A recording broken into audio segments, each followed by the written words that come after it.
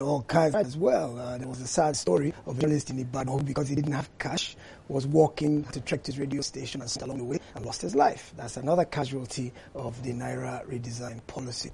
So we've got a whole bunch of other interesting stories. We've got a guest in the studio who will also join me to analyze those major stories that made the headlines last week. And we'll take it from there. As with me, as always, is my trusty sidekick and newscaster, Yetunde Afolabi. Yetunde, how are you today? Morning, Dayo. I'm very well, thank you. Good to see you. How was your weekend? My weekend was relaxing. It was quiet. Anything interesting happened your way? Not really. Well, no. In my neck of the woods, the funny thing is, the only big news was that the guys who had planned to play football in the streets on Saturday were disappointed. They had planned all kinds of league matches.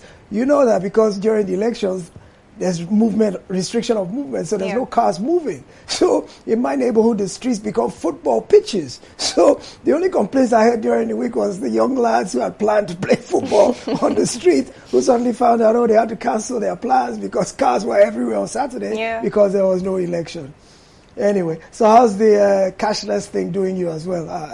Have you been able to get over this not having Naira? How have you sorted out not having cash?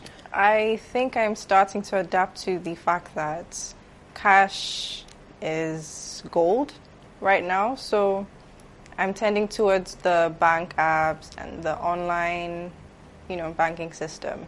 Are all the vendors you deal with taking transfers and POS? Because I'm aware that a young lad around my house tried to go and buy bread and tried to go and buy plantain a few days ago, and they simply said they don't accept transfers. I've luckily been able to swivel my way around. So I've seen bread sellers that accept transfers, petty traders that accept transfers as well. So I'm quite lucky, I would say. Okay, well, let's hope all of the rest of Nigeria is as lucky, or in the alternative, maybe the CBN will comply with the Supreme Court's directive one of these days and let us begin to see cash. Let cash flow, both the old notes, the new notes, let it flow nicely. But we'll talk about that in the program as we go along. So let me introduce my guest. Joining me to take a look at the big stories that made the headlines last week is Michael Adebowale. Michael is the Social Secretary of the National Youth Council of Nigeria, Koshofe Chapter. Michael also serves as the Sergeant at Arms, Youth Assembly of Nigeria, Lagos State Chapter. Welcome to What's Your Take, Michael? You have a very rich resume in youth organizations. Might you be planning on getting involved in politics down the road? It's a pleasure to be here today. I'm glad I could make it. Yes, we're very happy to have you, and we look forward to a robust and engaging time talking about the big headlines of the week. As we know, the future belongs to the youth. Nigeria already is transitioning from us old soldiers to the next guard, which is the youth, and they're already coming into reckoning.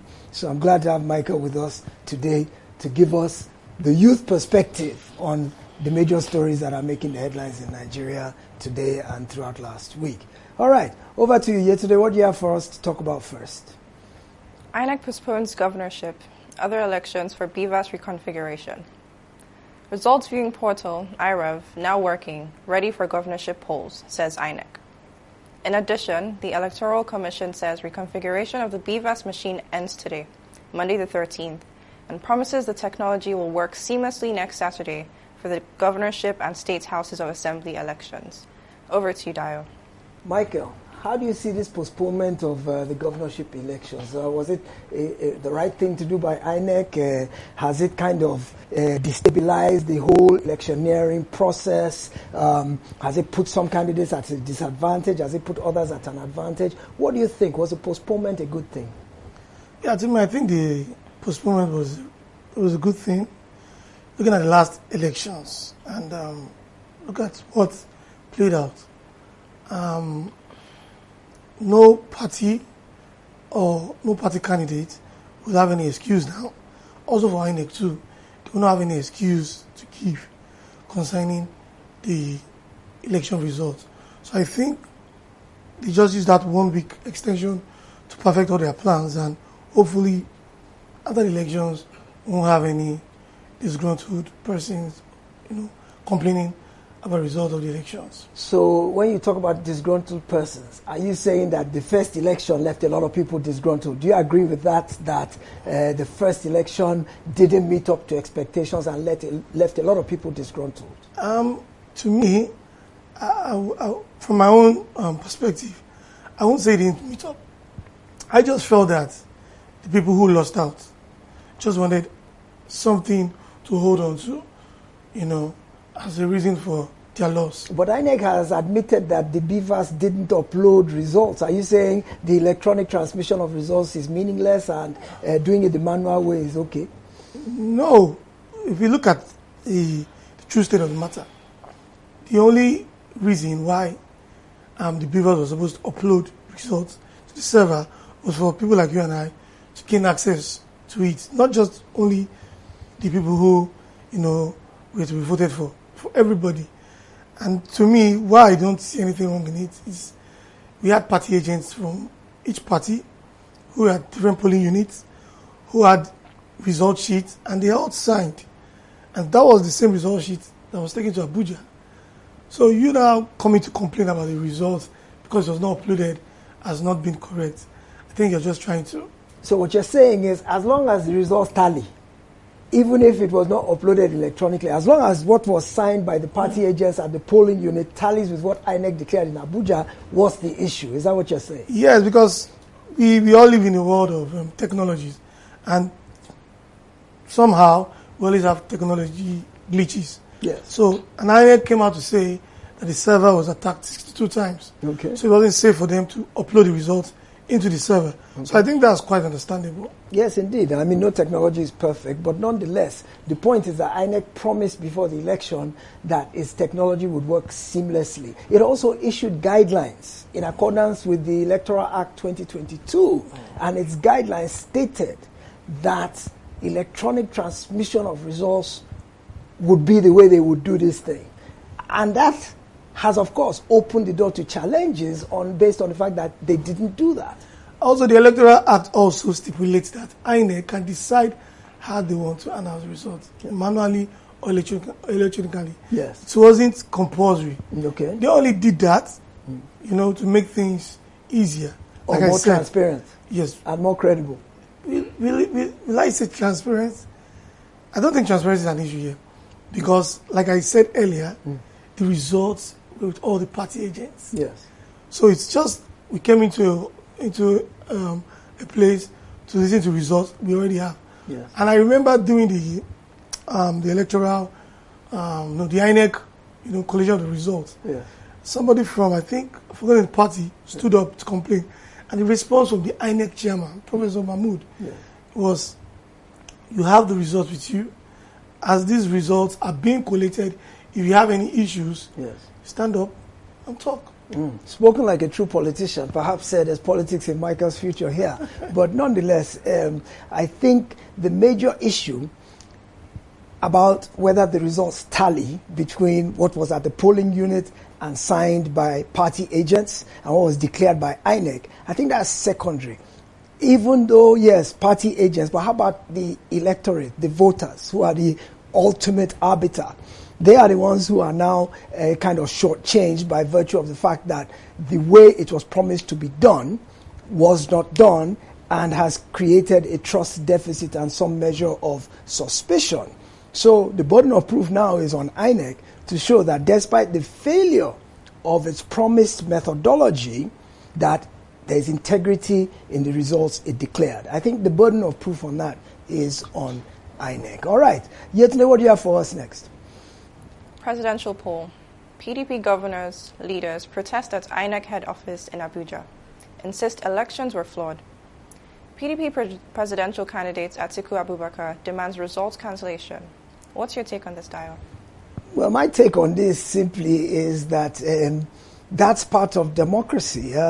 We have the freedom to dissent or to not agree.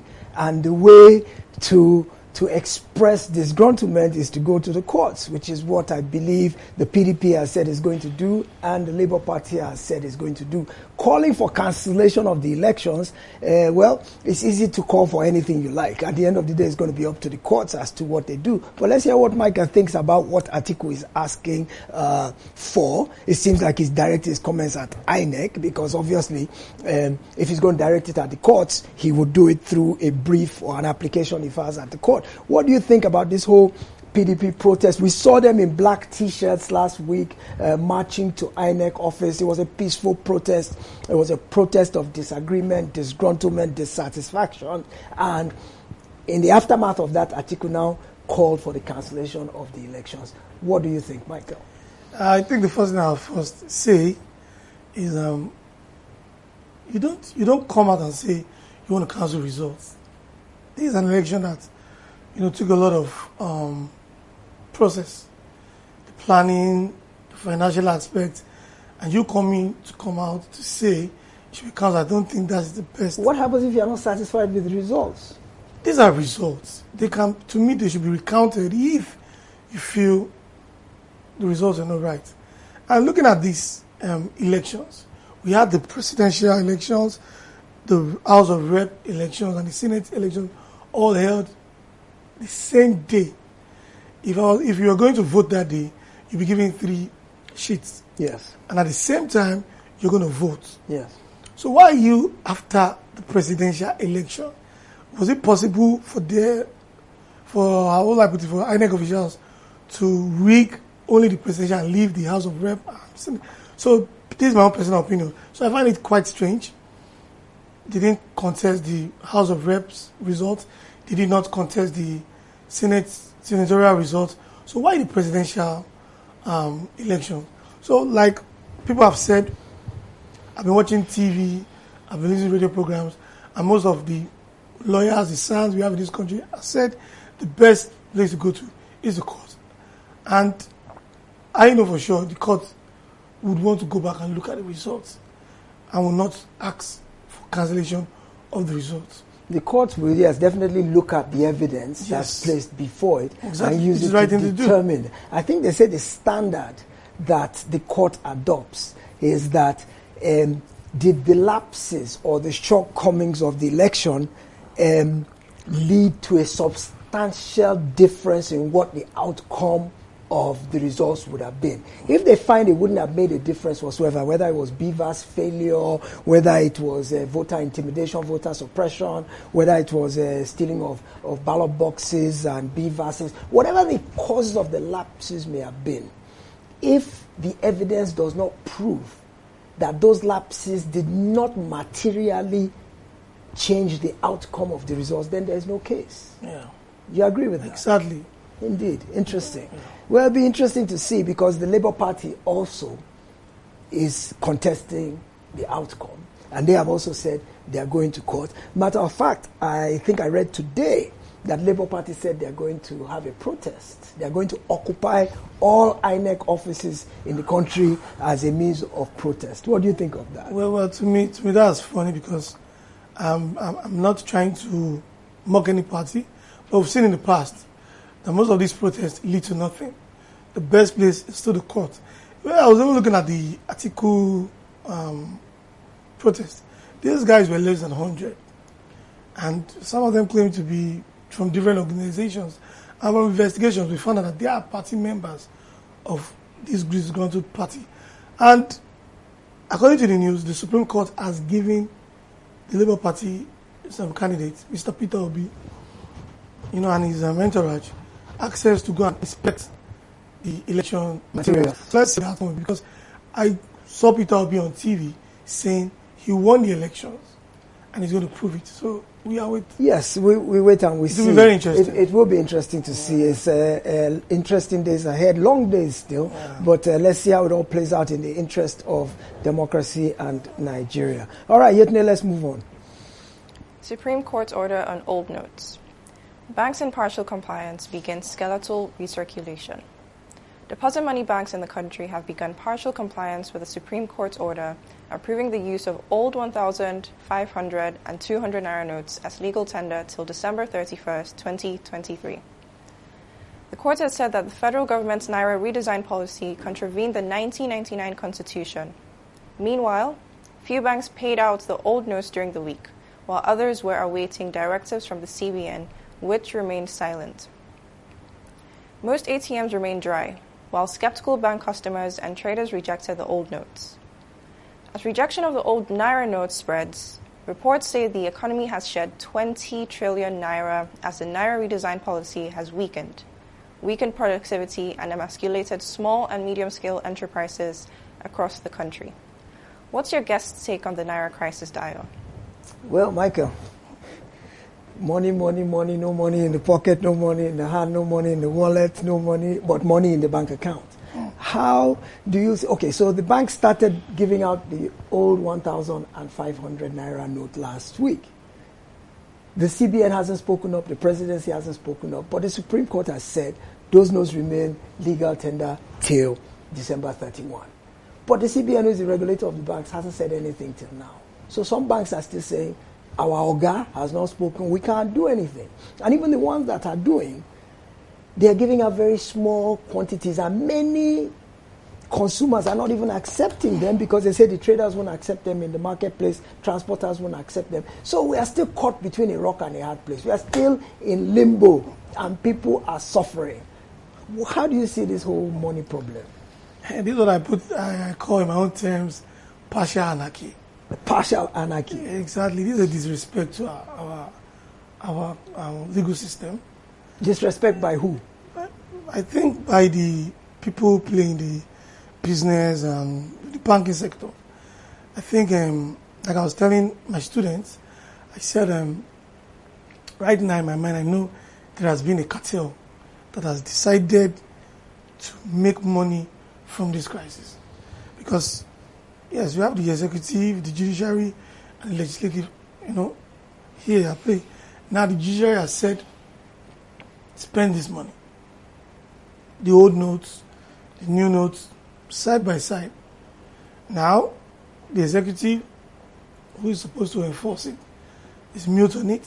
Can the Supreme Court order the executive? Are you saying the Supreme Court is more powerful than the executive? I'm not saying powerful, but in my own understanding, I think they are almost at par. So if they are at par, how can one tell the other what to do? Because it is its duty to do that.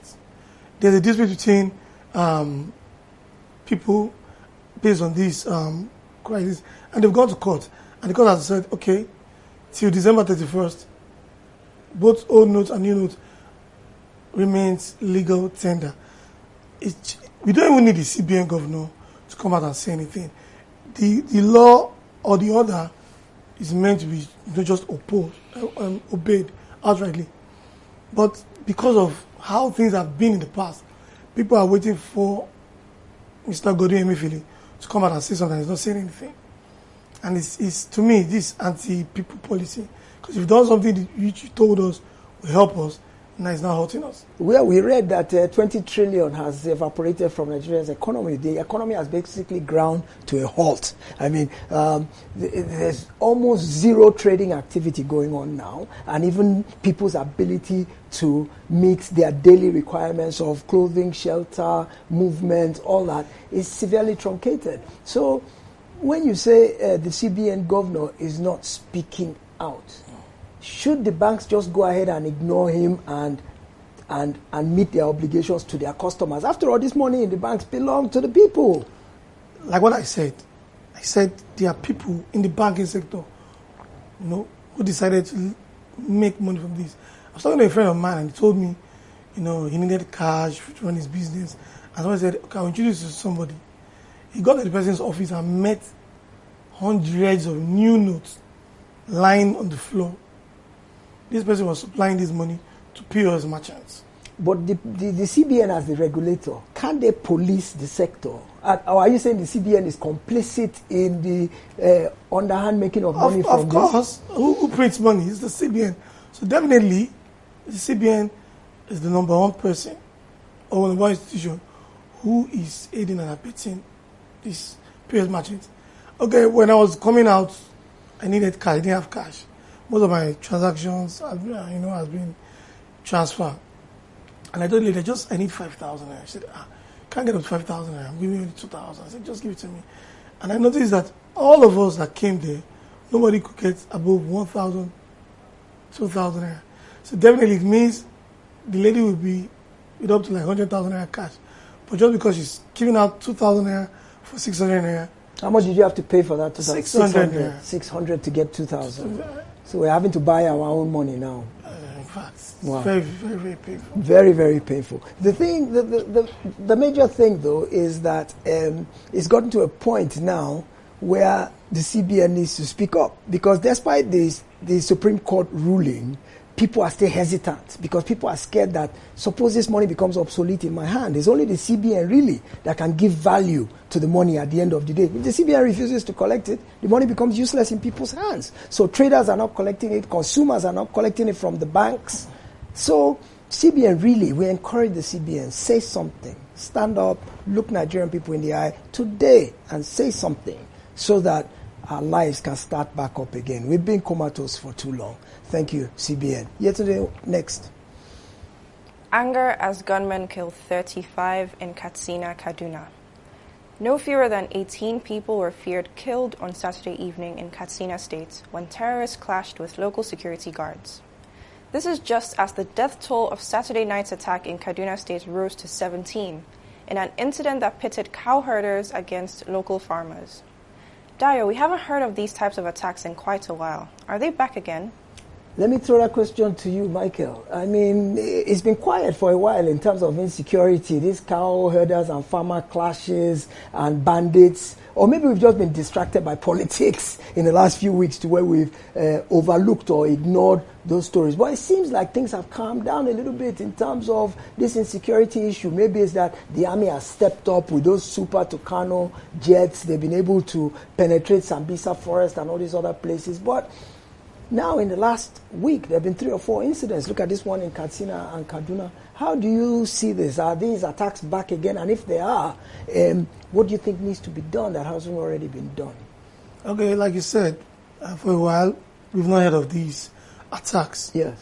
And when I was reading through the story, I found out that there was a wedding where these terrorists came to attend the wedding of a fellow terrorist. And something happened, there was a clash. Mm-hmm. And it was that clash that escalated into what we're seeing now. Mm-hmm. It just goes to show that, like what you said, everything had calmed down. But we still have porous borders. I was reading an article where I looked at a picture of a border between Nigeria and Cameroon. It's just, I put it, there was no fence, nothing.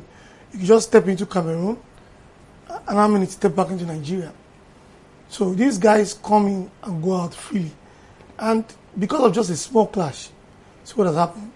So I think the government needs to fight off this thing once and for all. Police our borders. Yes. Okay, so you believe that most of this is foreign infiltration. You Yes. don't think it's homegrown, local people It is. doing this? Where I was living, where I was staying before, I had a chat with the security man. He's from the north. And he told me that these guys are actually people they know. Because it's like 2 border towns. I see. So they know them. And it's just like, he told me, it's not like you don't see your younger brother for a while. And he comes back. You chat him and you know what's up. So these guys come into Nigeria and out of Nigeria easily. They are mercenaries. They are being paid. So the government needs to work on our borders. And especially in the northern part of Nigeria. Well, it might sound like cold comfort, but the bottom line is that the army is the one that is responsible for territorial integrity. So if they are really coming from across the border, then the army is actually empowered to go and take the fight to them.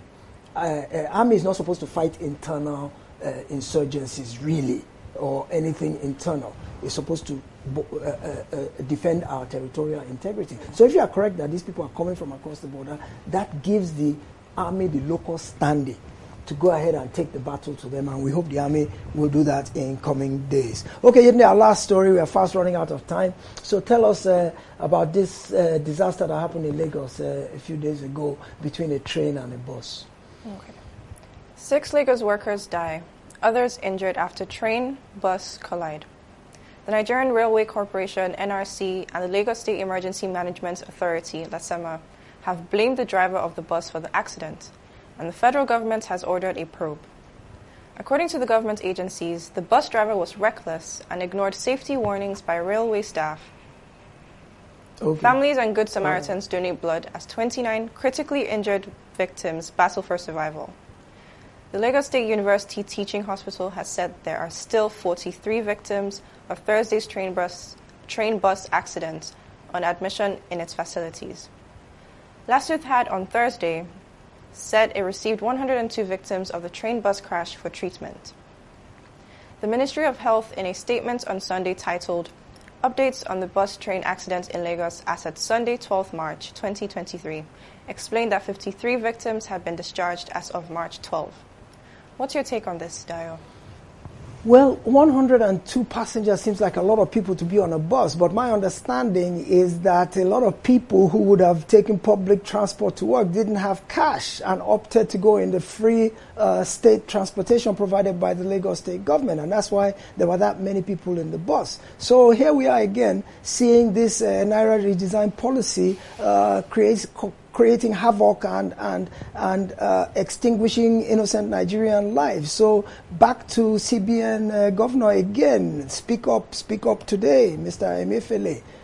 Last word from you, Michael, on this crash between the bus and the train.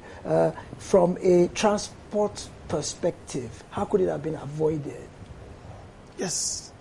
Last week Thursday was a Black Thursday for Lagos State, and it's very painful that these people, our teachers, end their lives all because of the mistake of one person. According to the news report, the train was coming and the bus was flagged down to stop, but he thought he could quickly pass through before the train came. And maybe some mechanical issues happened, and unfortunately the bus could not go. And that's when the collision happened. 2 people died on the spot, and 4 died subsequently and got to the hospital. So I think the driver is just the one to take the blame. He has been apologizing to everybody, but so painful. It could have been avoided. And this is common with most of our drivers. We are still yet to, have a society that obeys traffic law. In Senate climes, if you have the red light stopping you, even though there are no cars, you still stop. You still stop. You don't dare go. You don't go. You don't even go. But here in Nigeria, they just look, okay, there's no car coming, no car going, let me just go. So it was very painful that his act led to loss of human life. And that's where we're going to have to leave it for today. We thank Michael Adebowale for joining us. If he's an exemplar of what Nigeria's youth is all about, then the future is very bright for Nigeria, because Michael has been very articulate and incisive with his analysis of the various news stories today. So once again, I thank you for joining us. My name is Dayo Akintobi. We look forward to seeing you again on the next edition of What's Your Take. Have a good day.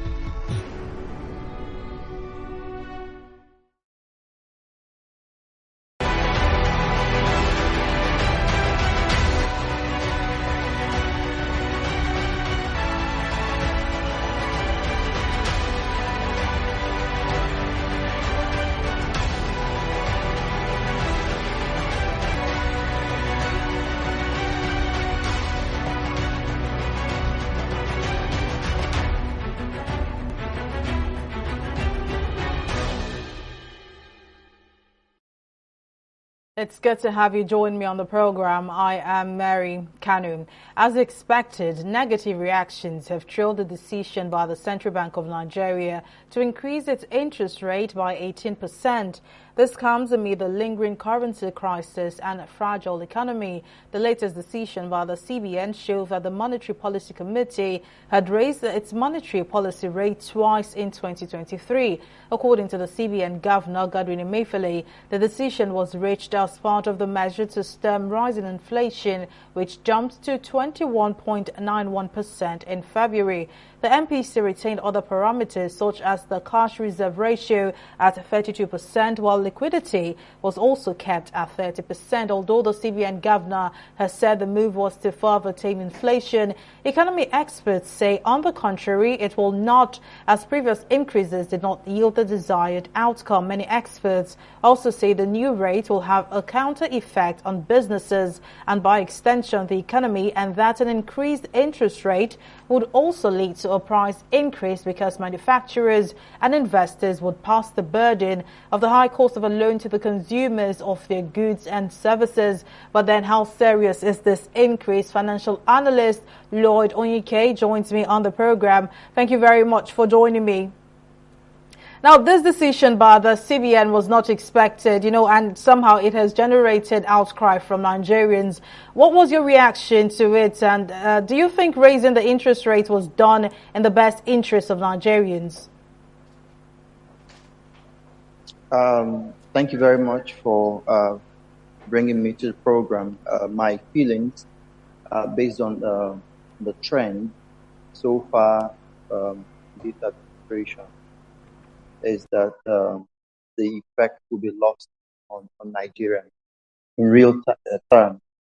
If you look at the history of the MPR adjustment in Nigeria, you'll recall that it wasn't too long ago in January, the CBN increased the MPR rate by 100 points basis from 16.5 to 17.5. The argument posited then by CBN was that it was going to strengthen the economy, tame inflation, amongst other things. The question is, if you can hear me, can you please speak up? It's quite difficult to hear you. Can you hear me now? Yes, it's better. Go on, please. Right. Yeah. So, all you need to do, check the increase that was done the last time the Committee on Monetary Policy met at the CBN to weigh the movement, the trend, if there was any progress made at all in terms of the economic indices. And there's nothing really support the argument that Nigerians are going to see the concerns of the CBN justified. There's no justification. So when it was moved to 17.5%, from then until now, there's been no significant improvement in the economy. Nothing, not in the employment rate, not in inflationary indices, not in even commodities. There's nothing in the economy that has actually shown that the CBN is right in increasing the monetary policy rate. Now, I want you to please give us or paint a clearer picture, of how much an impact this increase will have on businesses and the economy at large. All right. So the first thing you're going to look at is, what are these rates for? Or shall we say, what is this rate adjustment meant to do in the economy? So what it does is that through the MPR rate that the CBN forms or presents to the financial sector, banks, deposit money banks, and other banks, commercial banks specifically, are able to tailor their interest rate around the guidance of CBN. So at presently 18% interest rate, the question will be, how much are banks likely to lend out? How much are banks likely to peg, for transactions, especially regarding interest? Chances are that I can assure you, by practice, it can be less than 18%, which CBN itself has said. So what you're going to have is that you're going to have rates that would grow beyond what the CBN benchmark is.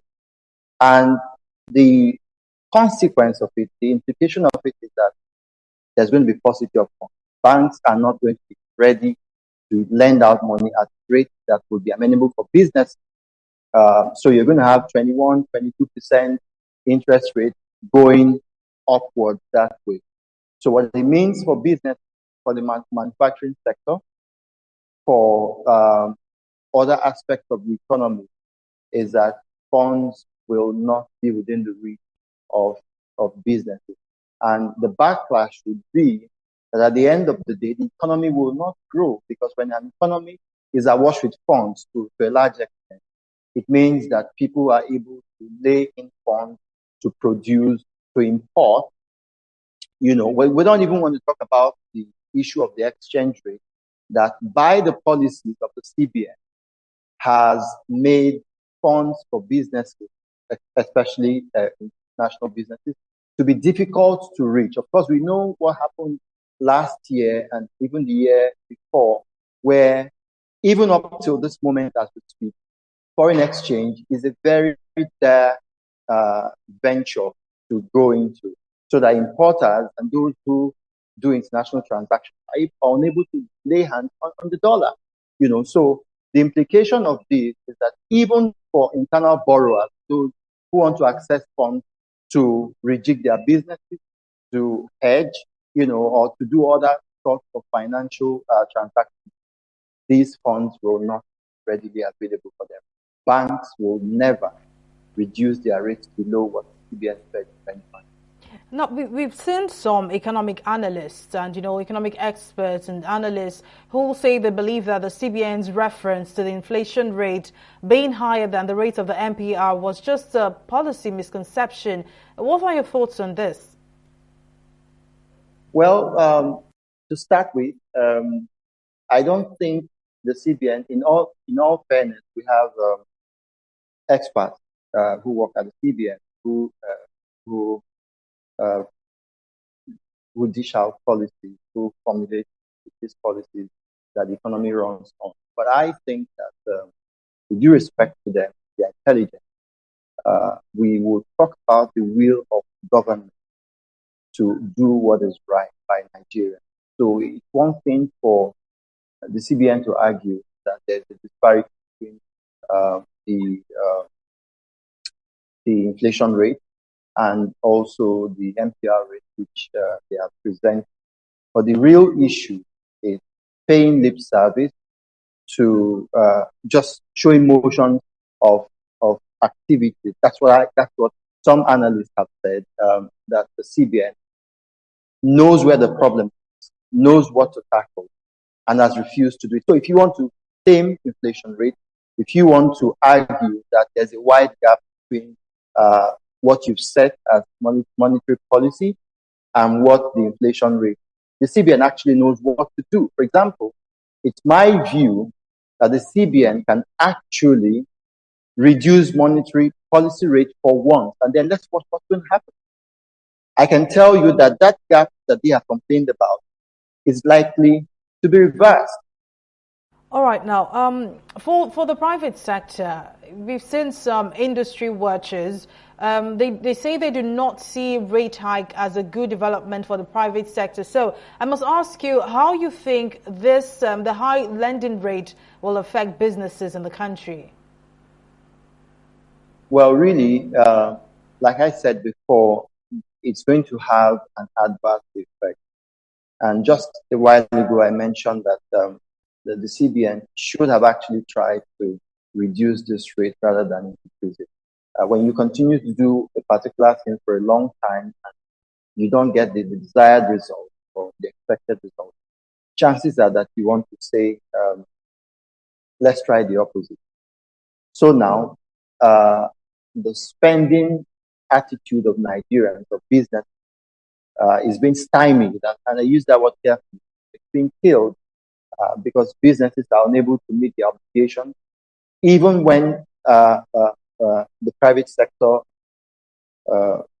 those who play in the private sector, borrow funds from banks and from other financial institutions, because of the effect of the economy, because of the adverse effect of the economy, they are unable to meet the obligation. They are unable to repay as when they should do. So for the private sector, it is a turn-off. Let me use that word.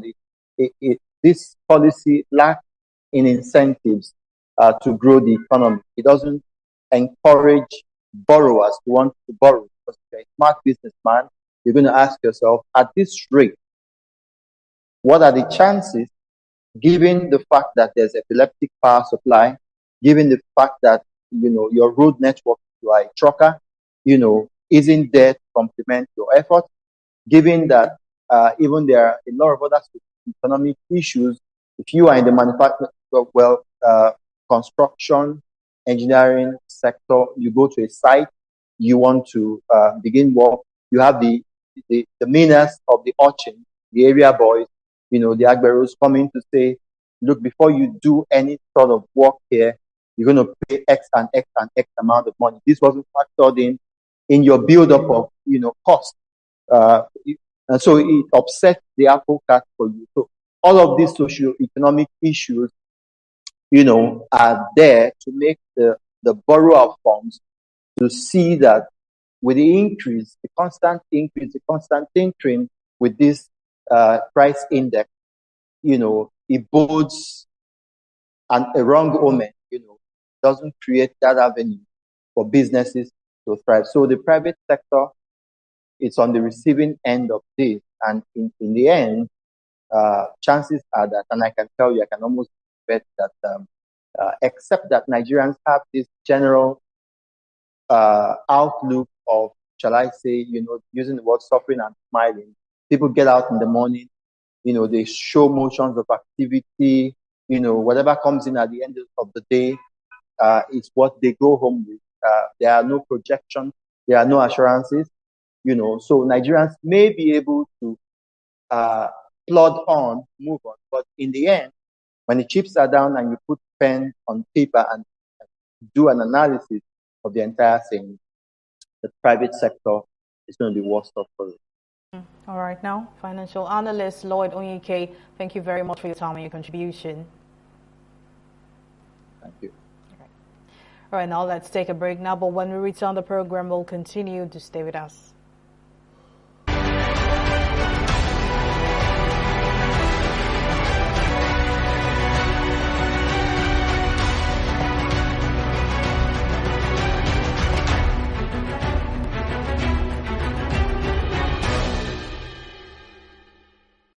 Welcome back. The just concluded general elections no doubt came with its different dynamics. It was a shift from the old order when 4 prominent candidates contested for the nation's topmost position as the 5th democratically elected president, as opposed to the regular 2-horse race of previous elections. The tenacity of Nigerians was further tested when the Independent National Electoral Commission, INEC, the country's electoral umpire, insisted that the elections will be held despite the fuel and cash scarcity crisis. Citizens defied the odds and came out en masse to vote for the preferred candidates. Many had acclaimed the elections to be a game of numbers, and this was partly evident in the percentage of youths that registered to vote in the elections. Now, electoral violence has always been a regular feature in Nigeria. The 2023 elections were no different, as it was fraught with violence despite promises by the federal government to curb violence. Now, according to the Center for Democracy and Development, Nigeria recorded 109 deaths in 3 months linked to the 2023 elections. Although some say the elections were free, fair and credible, many disagree with the notion. For more insights into how the election went, I'm now joined by Chairman Ethnocopia Limited, Adewale Ajadi. Thank you very much for joining me.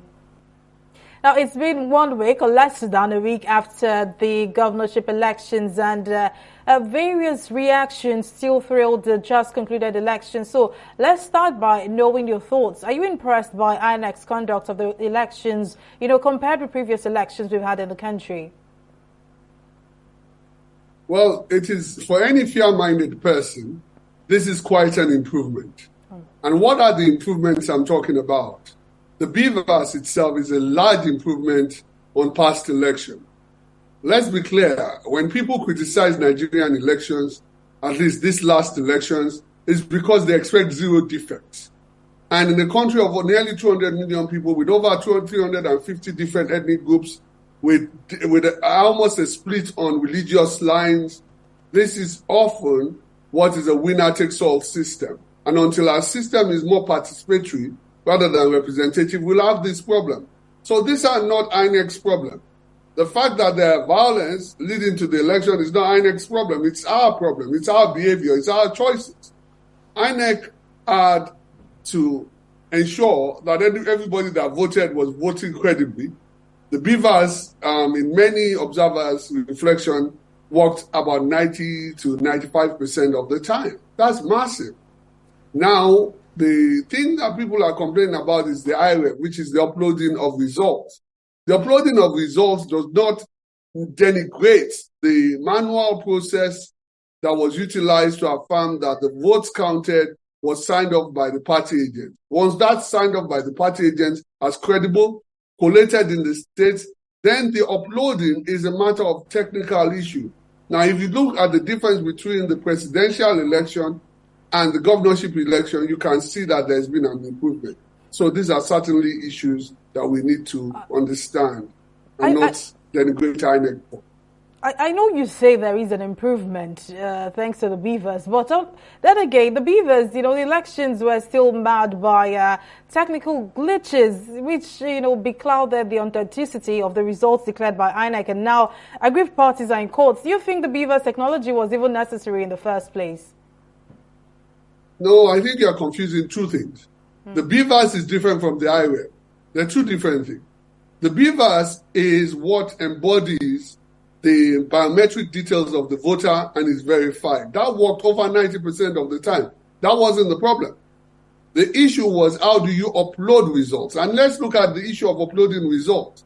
If you are uploading just the absolute numbers without taking pictures, then there's a different thing. And as we are speaking, for example, we have had many times we have been speaking, you have been interviewing me, and there's been a technical glitch. There are technical glitches. Our infrastructure for digital technology is not perfect, and we know that. You're asking in over 2 days, 3 days period for the massive infrastructure of the infrastructure of this country to carry more than what the banks try to do in our banking transactions and fail every day. Let's recognize what we're talking about. It's an enterprise-wide system that had flaws in it. And it had flaws in it because millions of people were also trying to get on at the same time. Now, if we look at the presidential election and compare it to the governorship election, the same thing was not repeated at the governorship election. Even in the presidential election that we are criticizing, 85% of the results were uploaded by the fourth date. And usually the fourth date is usually when the presidential election is announced. All right, now, there were video uploads and images on the internet on violence that took place with, numerous cases reported nationwide. Now, this suddenly seems like a norm. So are you concerned by this trend? Well, this is the point I was making. I'm not complacent. I'm not saying we can't improve on violence. But to be honest with you, we are people, especially our men, resolve our differences with conflict and violence. Look at it across our life. This is the behavior of Nigerians. You don't suddenly stop in that behavior because you have an election. In actual fact, there's greater likelihood in a winner-takes-all system that this is what will happen when you have an election.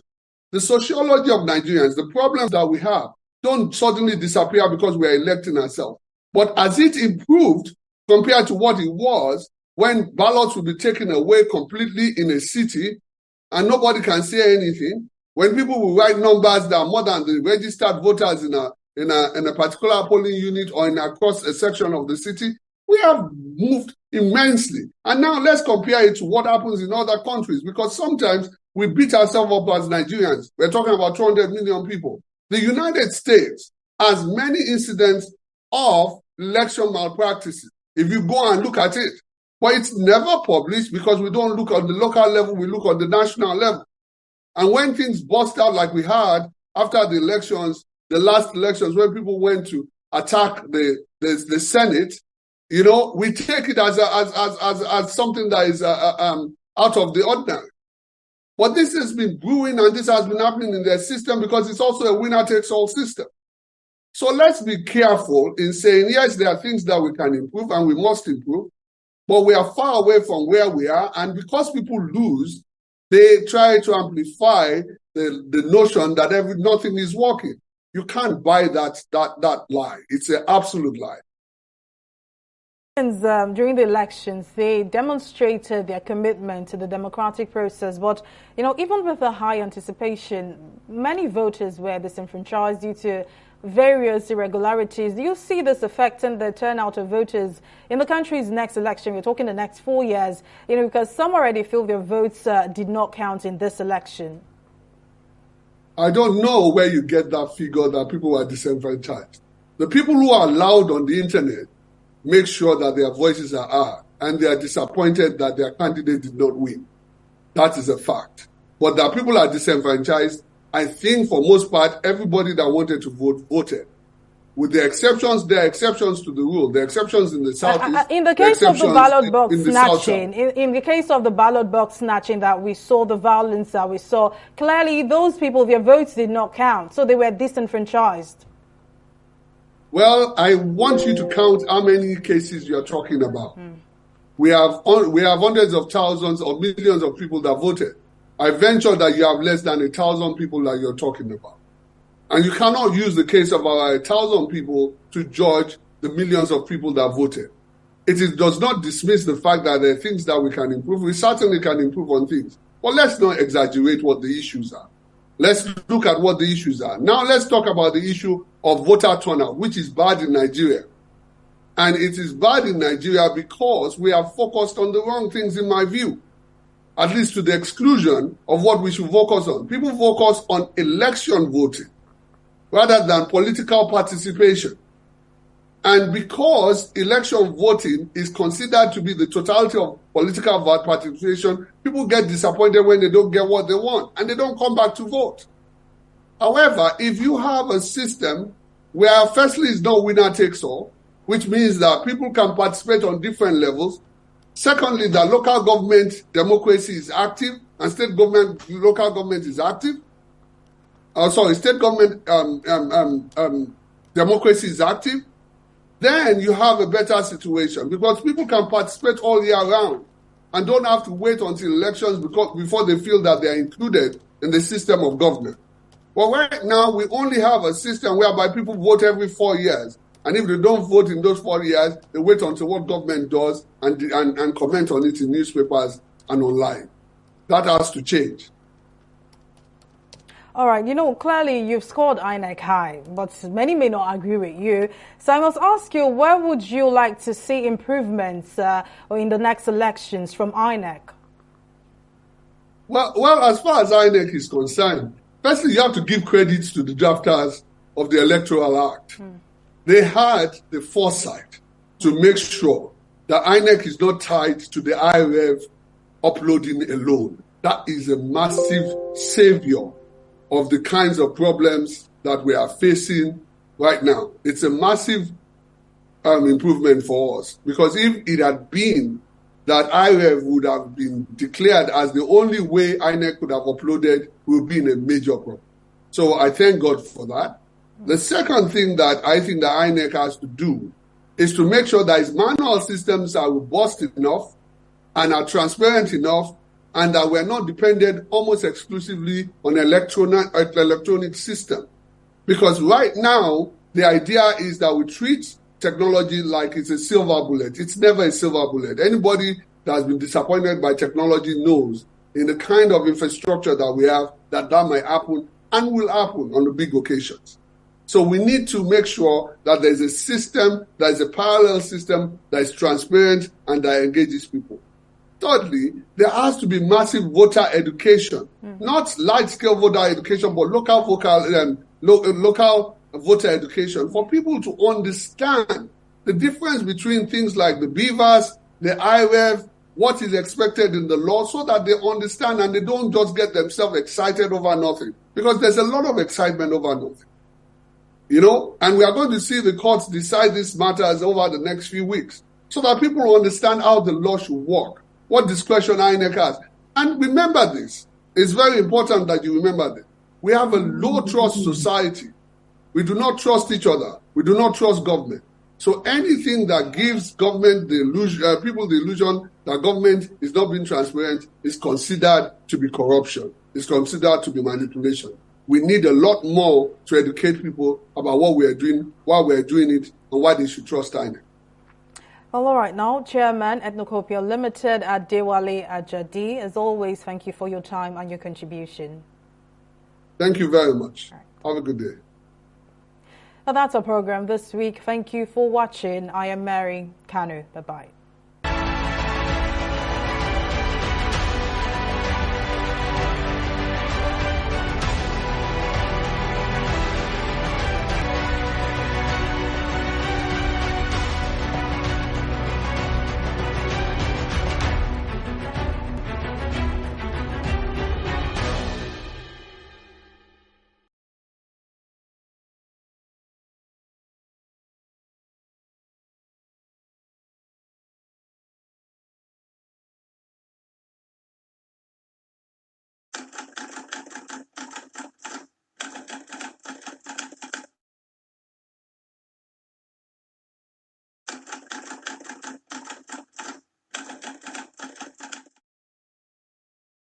There are many sad and dark events in human history, but none devastated the African continent like slavery.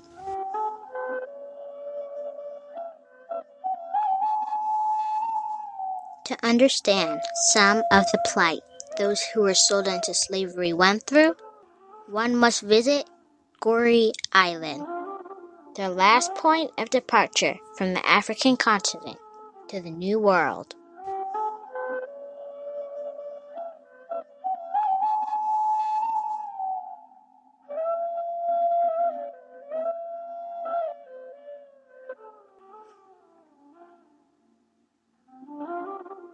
Boarding the ferry to Goree Island. This is no slave ship, but it is no less built to capacity. But this time, with goods, tourists, traders, and for a hint of Noah's Ark, some animals, even though there are not two of each kind.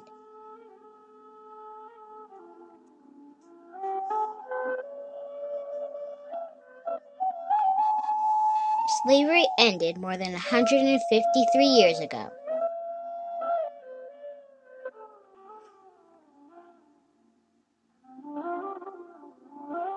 One can't help but feel sadness just walking the streets, trying to imagine what went through the minds of these citizens of various countries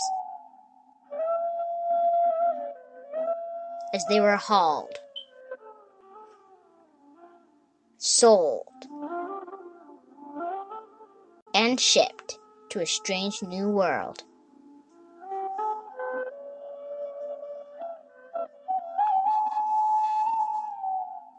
Where did these slaves come from? At that time, each African ethnic group had its price. And the most expensive ethnic group used to be the Yoruba. Yeah, they were from Nigeria. Because those Yoruba were very strong and tall. And they worked very hard in the plantations. That's why they were more expensive.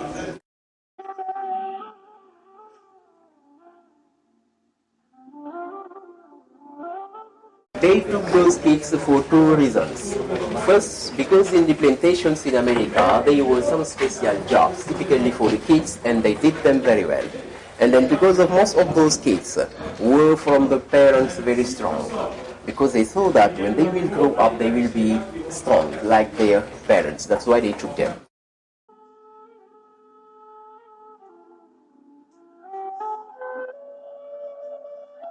In all the 28 slave houses in Goree Island, the slave masters have the right to sleep with the young girls. Once a young girl was pregnant, she became free here in Goree Island. or in Saint-Louis in northern Senegal. But she wasn't totally free because usually she worked as domestic slave in the European houses, you know. That's why some of the young girls found a kind of interest to be pregnant from white masters so they can be free.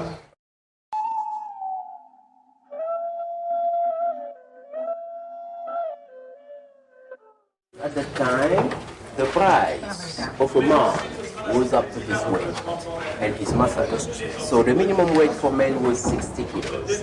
Those who have less than 60 kilos, they put them in this special cell just in order to fatten them up.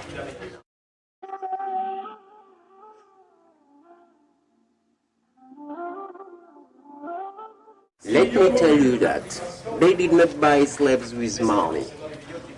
It was exchange. You know? For example, to buy a man up to 60 kilos or a virgin girl, you could give a gun or a barrel of wine or a blanket or something like that. To buy a child, you could give a mirror or a necklace or a piece of tobacco or something like that. So that's why people used to say that Africans also were involved into the slave trade, because some of the African tribal chiefs were collaborating with the Europeans. Yeah.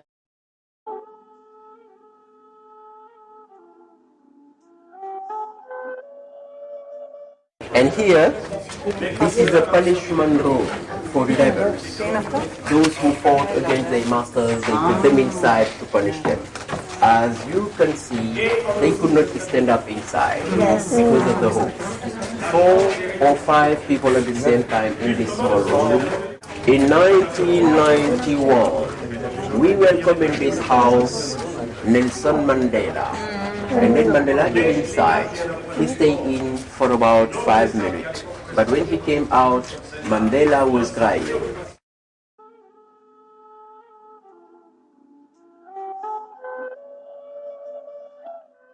Right and left you have the waiting rooms. The slave used to wait here before the shipment. At the famous door of no return. Because once the slave got out from this door, it's mean bye-bye Africa. They took them to America and they never come back. Because of the rocks, the boat could not come near. That's why from this door, they built a kind of palm wooden bridge as a wharf.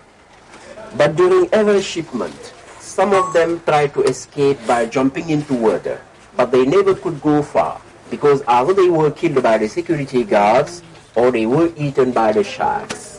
Why the sharks? Because at the time, in all the 28 slave houses in Gorée Island, once a slave got sick, just to avoid the epidemics, they threw him into water and that attracted the sharks. That's why there were a lot of sharks around the island.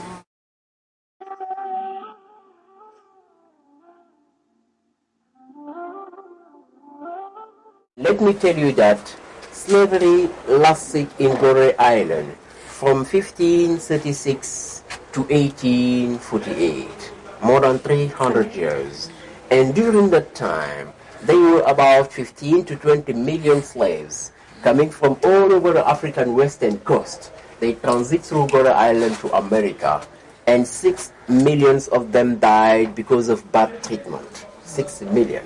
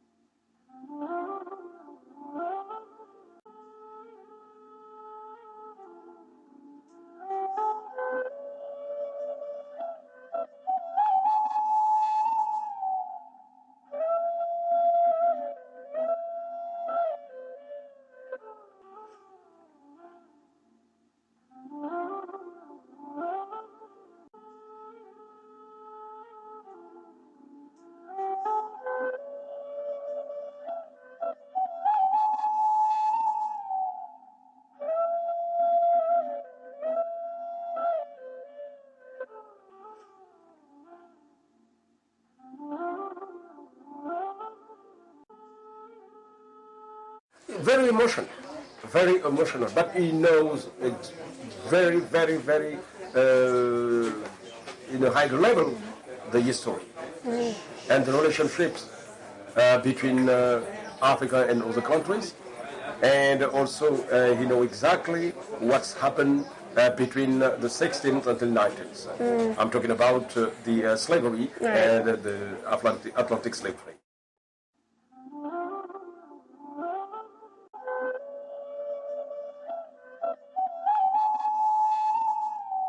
Walking away from the island, there are some pretty paintings on the street walls. One must ask, what have these walls seen, or what cries have they heard over the last 300 years? Somehow, I don't want the real answers to that question. Maybe you do.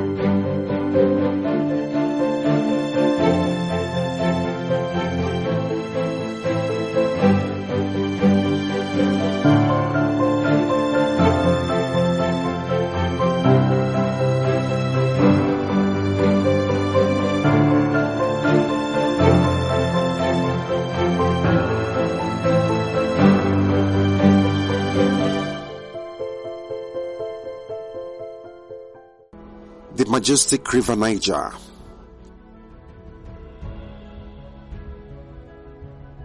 Rising from the highlands of Guinea, it meanders through many countries to Nigeria, slicing through the commercial city of Onitsha and the beautiful Asaba on her way to the Delta, where she discharges into the Gulf of Guinea in the Atlantic Ocean.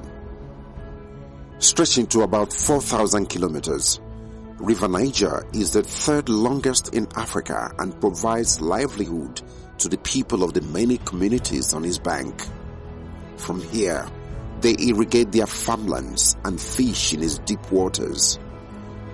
Aside providing veritable mode of transportation, it is also a source of power generation.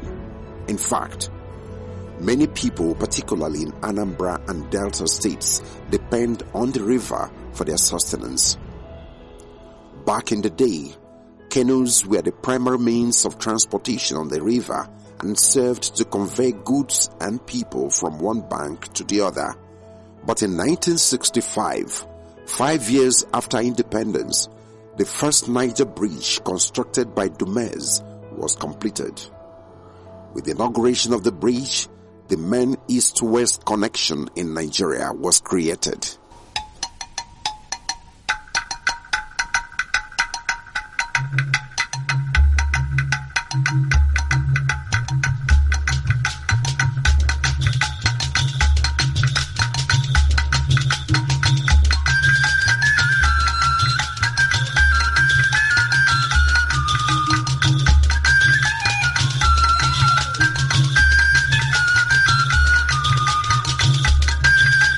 For Southeasterners, homecoming is everything.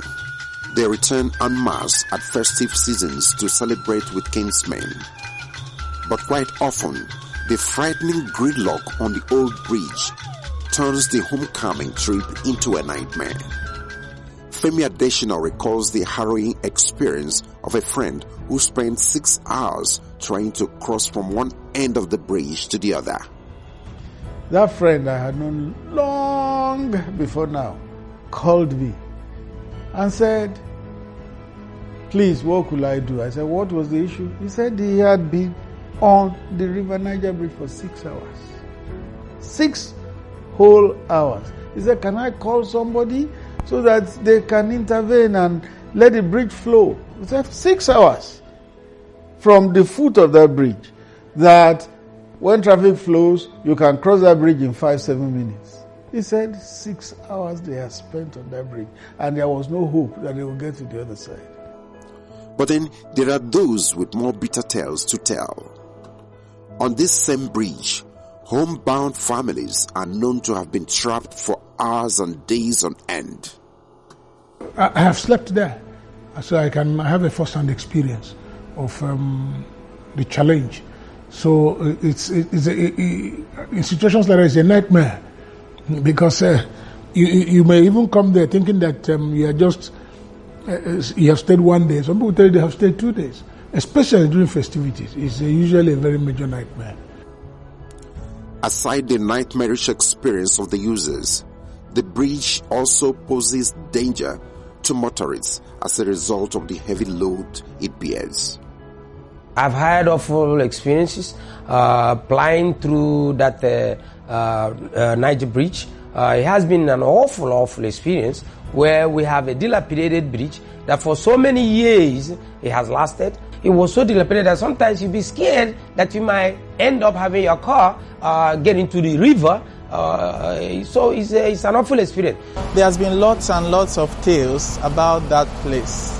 We had records of the bridge quivering, motorists on the bridge actually feeling the quakes on the bridge. So it was, in one way or the other, going to end up being a nightmare. It was actually a catastrophe just waiting to happen. Now, 57 years after it was built, the second Niger bridge is coming up quickly to alleviate the plight of the people, reduce the load on the old bridge, and boost the socio-economic potentials of the Southeast.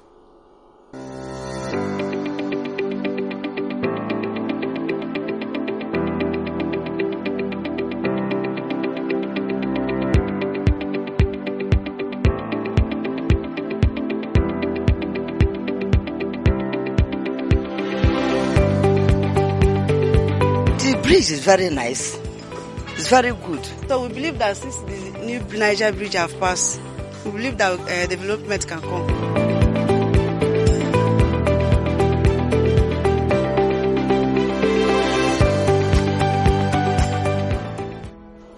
Truly, the construction of a second bridge across the river Niger had long been identified as the panacea to the seemingly intractable gridlock and frustration on the old bridge. Until 2018, it was the subject of intense politicking. While President Shehu Shagari promised to build the bridge, General Ibrahim Babangida challenged Nigerian engineers to design it.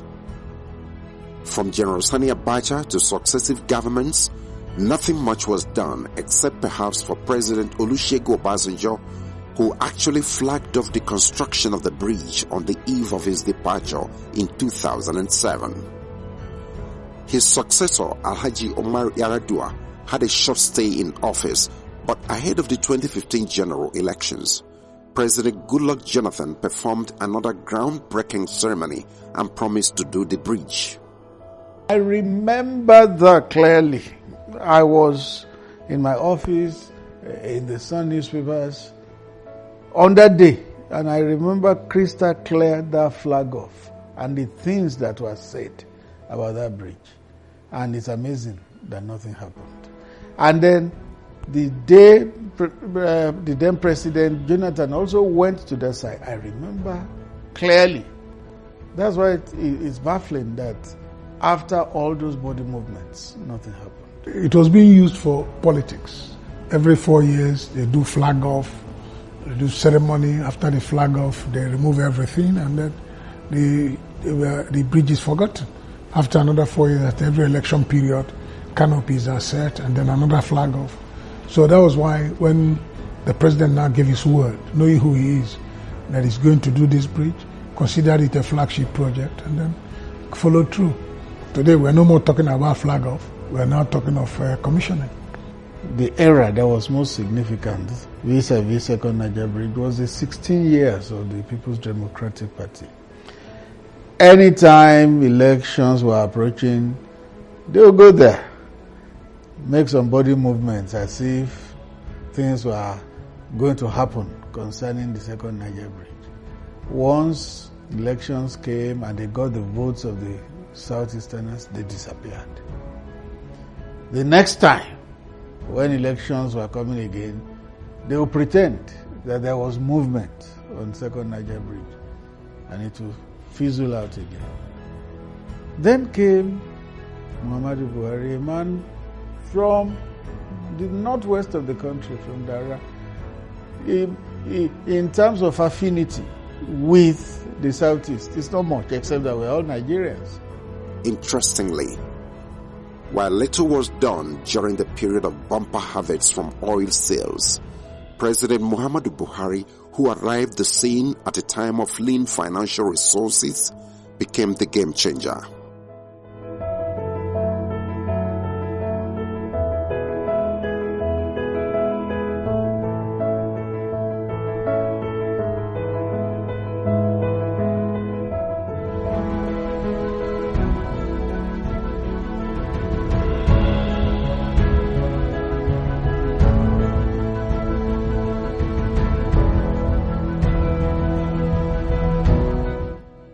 Without the boastful promises and grandstanding of the past, President Buhari plunged headlong into the project.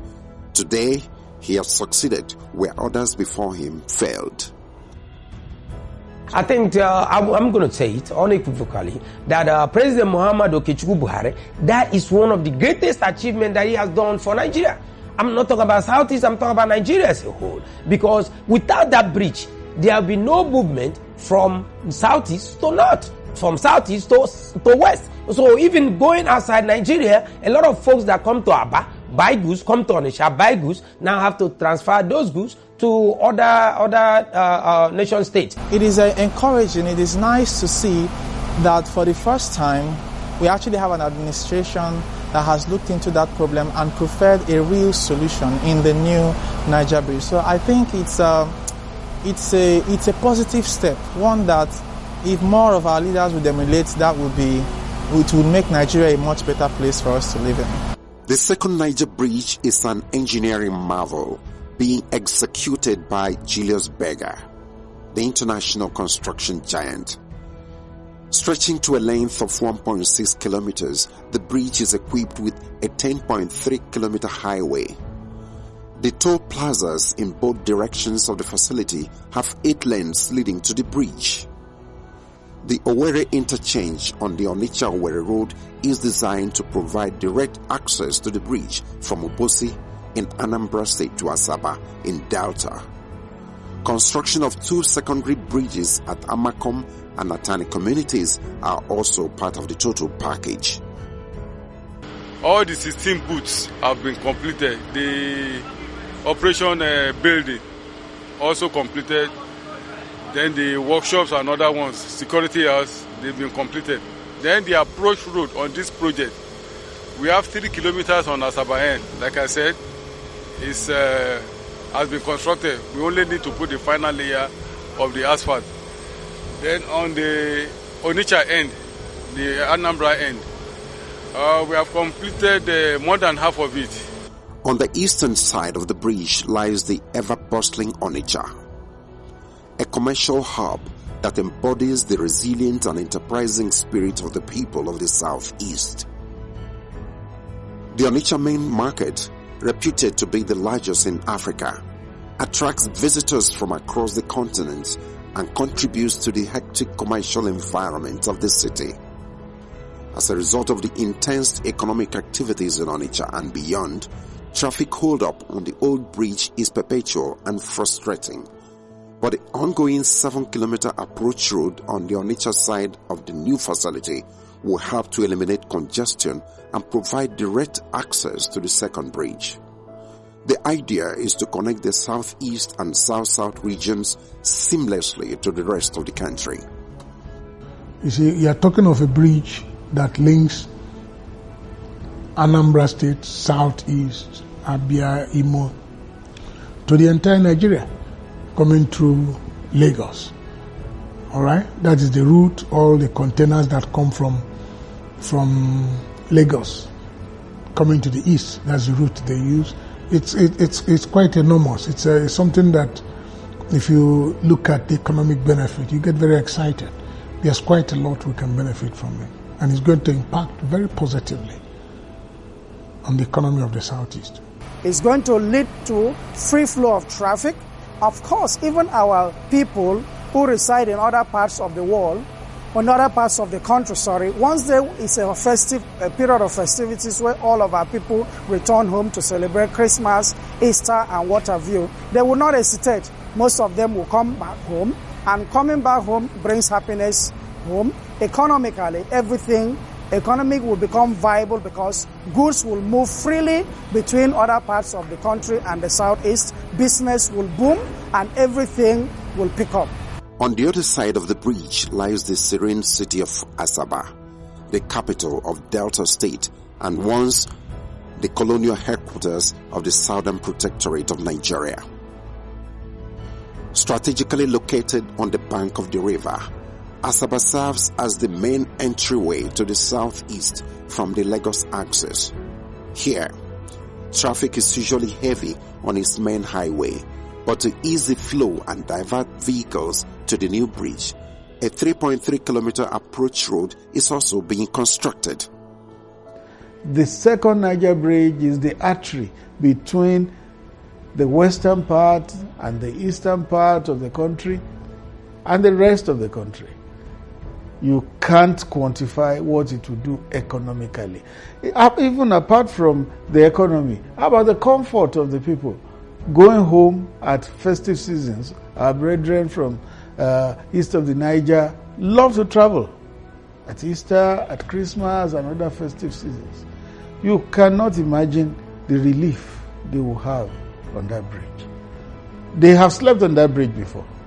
My friend spent 6 hours last December, but people who slept till the next day have that experience.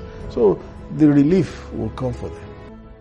President Muhammad Buhari is a man of few words. When in 2018 he gave assurance that his administration was going to deliver the project, many people may have taken it with a pinch of salt and perhaps waved it off as a familiar story, a tale by moonlight repeatedly told by past politicians without commensurate action. 4 years after, the dream is set to become a reality. I thank God I'm alive to see the working of that second Niger Bridge. They have gone a long way. I am happy over what I see today. They are trying. I pray, let the Chukwu Okike Abioma guide them. So far they have gone. It's been a subject of serious politicking over the years. So our people kind of developed a feeling that it will never come. But all of a sudden, here comes President Buhari, who now announced that he was going to do the bridge and immediately started work. It waited this long because they made it political. Instead of really pulling up their bootstraps and working, they turned it to a political thing. That was why whenever elections were approaching, they would go there to hoodwink the people of the region to get their votes. They turned it into a political thing. But then came President Buhari, who was not interested in fooling anybody, who was not interested in the politics of it, was just interested in action. Under this administration as well, the long-abandoned Onitsha River Port has been revived and may soon become a port of final destination for goods bound for the southeast, thereby decongesting the existing seaports in Lagos, Port Harcourt and other cities. Stakeholders are of the view that the second Niger Bridge will boost activities at the river port and complement the multimodal transportation initiative of the administration. Today, we talk of multimodal forms of transportation. You talk about the road, you talk about the rail, you talk about water, and things like that. So, this multi-approach is something that has a lot to do with impacting on the economy. So, here is the Onitsha River Port that has to deal with the water, and then here is the second Niger Bridge that has to do with the roads. But both complement each other. To ensure compliance to schedule and quality delivery, The project site has witnessed high-profile visitors lately. Aside the Minister of Works, Babatunde Fashola, who pays regular supervisory visits to the site, the Chief of Staff to the President, Professor Ibrahim Gambari, recently led top functionaries of the federal government to see the state of readiness of the bridge. The Federal Executive Council has passed tolling policy, national tolling. National is for the nation as a whole. So which one will be concession, toll fares, and so on, that's secondary. Important, let us finish this road. Similarly, the Minister of Finance, Hajia Zainab Ahmad, also came calling with the Managing Director of the Nigerian Sovereign Investment Authority, Mr. Uchaji, and Chief Executives of other relevant agencies. For the Minister, it was an inspection and assessment visit to be sure the 157 billion naira so far released has been on time. I can report to Mr. President and say I have seen where all the 157 billion naira has gone to. This is a project that is very dear to His Excellency the President. It is designed to uplift the lives and livelihoods of the people of the southeastern part and the southwestern part of our country. Indeed, the transportation industry has experienced unprecedented turnaround in the past 7 years. For a critical sector that supports socio-economic growth, it's never been this good. Apart from equipping the National Inland Waterways Authority to provide navigable pathways for the movement of goods and services, stupendous amount of resources have also been committed into developing a functional rail transportation system. In addition to the Second Niger and local Oweto bridges, solid road networks that crisscross the country and connect the geopolitical zones have been constructed. When the story of the Buhari administration is to be told, of course, we will talk about the Second Niger Bridge, we will talk about the Bodo Boni Bridge, we will talk about the local Oweto Bridge, we will talk about Lagos-Ibadan Expressway, we will talk about the new ultramodern airport in Lagos, the one in Kano, the one in Port Harcourt, we will talk about the new runway in Enugu, we will talk about so many things. Just as the River Niger provides legitimate employment and sustenance for many families, construction activities at the new facility have also given jobs and livelihood to many people from the region. In addition to this legacy infrastructure, critical road projects and monuments are also being executed in the zone. Despite these huge investments, political detractors had actually tried to sell the false narrative of hatred and marginalization to some gullible natives of the area. With the developmental strides that the president has taken to the south, it's not just the Second Niger Bridge. What about the Enugu-Port Harcourt Expressway, which the president made sure that rehabilitation of such road is completed? Other giant projects that the president has started and also completed in the southeast is an evidence that the president indeed does not hate the southeast. Don't forget that time was when southeasterners, people of Igbo extraction, were controlling the levers of development. I'll give you an example. The Deputy Senate President from Southeast, Deputy Speaker from Southeast, Chairman Senate Committee on Works Southeast, Chairman House Committee on Works Southeast, Minister of Finance and Coordinating Minister of the Economy Southeast, Secretary to Government of the Federation Southeast. And all through those periods, not 1 kilometer of our roads, federal roads, that were in terrible state, not 1 kilometer was addressed. And all these people I mentioned are from Southeast. Now it took somebody else who is not from Southeast to now address this infrastructural decay. Now face the reconstruction of these roads, this critical infrastructure. Just to mention a few of the things that this administration has done in the Southeast. And then somebody goes back and says he hates Southeast. How does you demonstrate hate? This president bears malice to nobody. And he has cared for the Southeast as much as he cares for other parts of the country. The second Niger Bridge is an important national asset. Aside easing traffic on the old bridge, it is an inter-regional integrator with the capability of boosting economic activities and development in the Southeast. Already, the people are beginning to tap into the huge investment opportunities that come with the bridge. You know our people, we are business people. We understand the dynamics and we take advantage of opportunities. It will bring a lot of development to the Southeast, a lot. And even South-South, because the bridge is coming from Asaba to Onitsha and vice versa. So the development is not only for South, it's also for South-South. Truly, when the story of the Muhammadu Buhari administration is told, the second Niger Bridge will be recorded among its greatest achievements.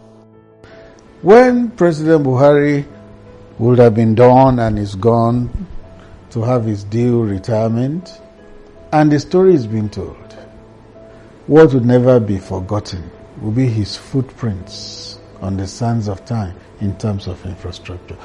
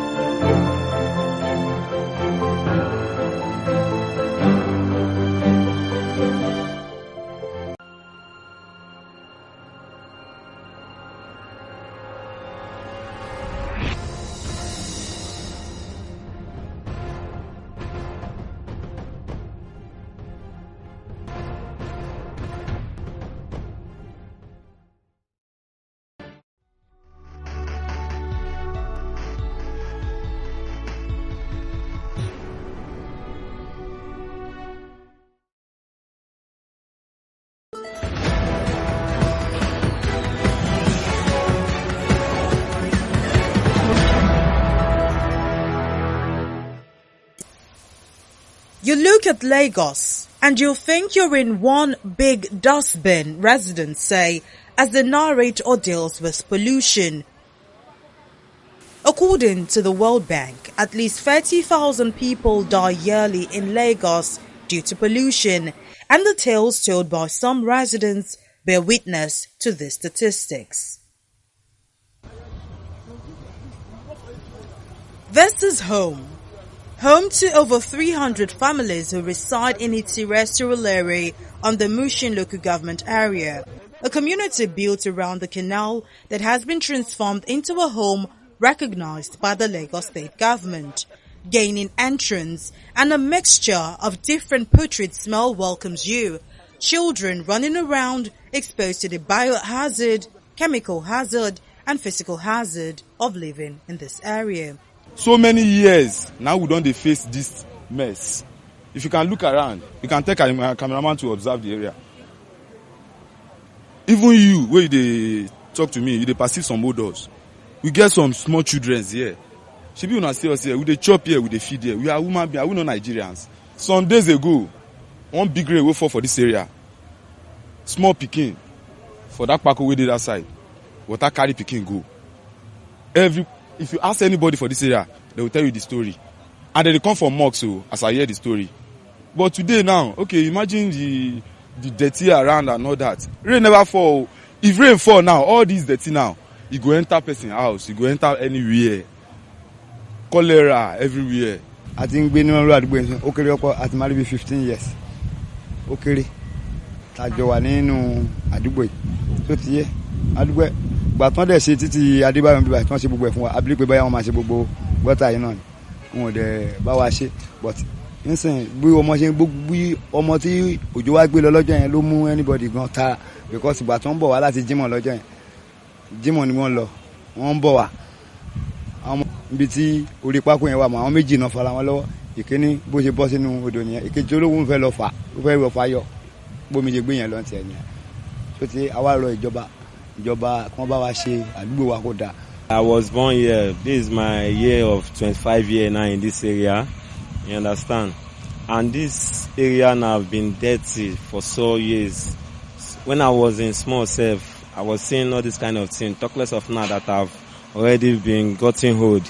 And still yet, the area is still like this. You understand? And I want government to come and do here so that it will be okay. So that water will not be flowed everywhere. This dirty now is not from only here. The dirty now from under side and other side too. They used to come here to come and jump hard. You understand? And when it jump hard, it affect us that lives around because the water does not flow. Assuming it's flowing now, we will not be complaining. Let them come and help us and do it so that this dirty now will not be just jump hard and be staying, so that we will not be feeling sick. Party packs, pep bottles, feces and other forms of bacteria-carrying components are the aesthetics around the surrounding. Having lived for many years, some of the residents I spoke to say they strongly believe the state government does not care about their lives or living conditions. We dey pray for Nigerian government to help us for the environment. To help us, make government self come look this place. Make them know wetin to do for us so that we self go live better life as a good Nigeria wey we be. Àwa rọ̀ ìjọba kan bá wa ṣe àdúgbò wa kó dáa. Kan lè bá wa ṣe environment wa kó dáa because bómi ṣe ń gbé ọmọ lọ kó dáa. Wọ́n bá wa ṣe bridge bẹ́yẹn. So ti yé, kan bá wa ṣe bridge bẹ́yẹn kó cross. Kó mi ó lè bá máa lọ because táwọn èèyàn bá ti ń lọ free kò ní sí